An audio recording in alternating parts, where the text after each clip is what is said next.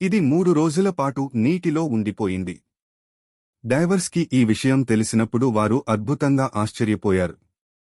అసలు 2013లో కొంత నైజీరియన్లు tag boats oil tanker షిప్లను స్థిరపరచాలని ప్రయత్నిస్తున్నారు.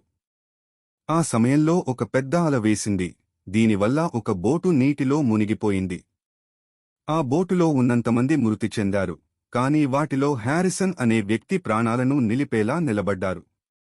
అసలు ఆ వ్యక్తి బోటు మునిగిపోతున్నప్పుడు వాష్రూంకి వెళ్లిపోయారు. అప్పుడు బోటు నీటిలో మునిగిపోయింది. ఆయనకు ఊపిరి తీసుకోవడానికి చిన్న స్థలంలో తగిలిపోతే ఆయన్ను దురదృష్టవశాత్తు మరణం కాపాడింది. అతను అక్కడ నుండి బయటపడేందుకు చాలా ప్రయత్నించారు, కాని నీటి లోతు చాలా ఎక్కువగా ఉండటం వల్ల బయటపడటం చాలా కష్టం. ఒక చిన్న ఎయిర్ పాకెట్లో 3 రోజులు జిందాగా ఉండటానికి ఆయనకు అవకాశం దొరికింది. 3 రోజుల తర్వాత స్పెషల్ డైవర్స్ వారు డెడ్ బాడీలు తీసుకోవడానికి వచ్చినప్పుడు వారిలో ఒక డైవర్ హ్యారిసన్ అనే వ్యక్తి చిన్న ఎయిర్ పాకెట్లో దొరికారు. వెంటనే ఆయనకు ఆక్సిజన్ మాస్క్ ధరింపచేయబడింది, తద్వారా ఆయన ప్రాణాలు మళ్లీ బతుకబడ్డాయి. ఇలాంటివి మరిన్ని వీడియోల కోసం లైక్ చేయండి, షేర్ చేయండి, సబ్స్క్రైబ్ చేయండి మరియు నాకు మీ సహకారం అందించండి.